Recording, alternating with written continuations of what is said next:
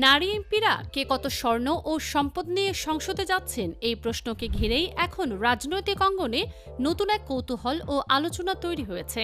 আগামী 12ই মে 2026 অনুষ্ঠিত হতে যাচ্ছে জাতীয় সংসদের সংরক্ষিত নারী আসনের নির্বাচন। চলমান সংসদের 300 আসনের আনুপাতিক গড় হিসেবে সংরক্ষিত নারী আসনের সদস্যরা নির্বাচিত হবেন।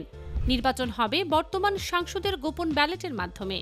এরই মধ্যেই বিএনপি, জামায়াতে ইসলামী এবং এনসিপি তাদের মনোনীত প্রার্থীদের নাম ঘোষণা করেছে। আর এই ঘোষণার পরপরই নির্বাচন কমিশনে জমা দেয়া হলফনামা থেকে সামনে আসছে প্রার্থীদের সম্পদ, আয় এবং স্বর্ণালঙ্কারের বিস্তারিত চিত্র। সবচেয়ে আলোচনায় রয়েছেন বিএনপি মনোনীত নিপুণ রায় চৌধুরী।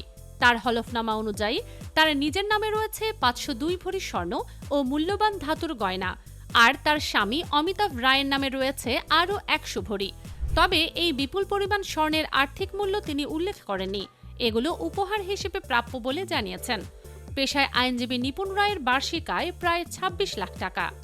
বিএনপির আরেক প্রার্থী ফাহমিদা হকের মোট সম্পদের পরিমাণ তুলনামূলক কম, প্রায় 60 লাখ টাকা। পেশায় লেখক ও বিশ্লেষক এই প্রার্থীর আয় আসে ব্যবসা, চাকরি এবং বিভিন্ন সঞ্চয় মাধ্যম থেকে। তার হাতে নগদ রয়েছে প্রায় 4,83,000 টাকা এবং ব্যাংকে জমা রয়েছে 12 লাখ টাকার বেশি। জামায়াতে ইসলামী মনোনীত মার্দিয়া মমতাজ পেশায় একজন শিক্ষক। তার হলফনামায় দেখিয়েছেন নগদ 18,36,000 টাকা, 12 ভরি স্বর্ণালঙ্কার এবং অন্যান্য সম্পদ সহ মোট অস্থাবর সম্পদের মূল্য প্রায় 39,18,000 টাকা। অন্যদিকে একই দলের প্রার্থী নুরুন্নেসা সিদ্দিকার সম্পদের চিত্র ভিন্ন মাত্রার। তার রয়েছে কেরানীগঞ্জে 20 বিঘার বেশি অকৃষি জমি, পাশাপাশি নগদ, ব্যাংক জমা, 3.5 ভরি স্বর্ণ এবং অন্যান্য সম্পদ মিলিয়ে তার অস্থাবর সম্পদের মূল্য প্রায় 12 লাখ টাকার কিছু বেশি। জাতীয় নাগরিক পার্টির প্রার্থী মাহমুদা আলম মিতু পেশায় চিকিৎসক। তার অস্থাবর সম্পদের পরিমাণ প্রায় 31,28,000 টাকা।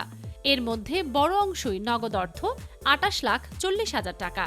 এছাড়া রয়েছে 30 ভরি স্বর্ণালঙ্কার, যদিও তার কোনো স্থাবর সম্পদ নেই। সব মিলিয়ে নারী প্রার্থীদের হলফনামা দেশের রাজনীতিতে এক নতুন বাস্তবতা তুলে ধরছে। ক্ষমতার মঞ্চে ওঠার আগে সম্পদের এই স্বচ্ছ হিসাব এখন জনমনে প্রশ্ন, বিশ্লেষণ ও বিতর্কের নতুন দরজা খুলে দিয়েছে।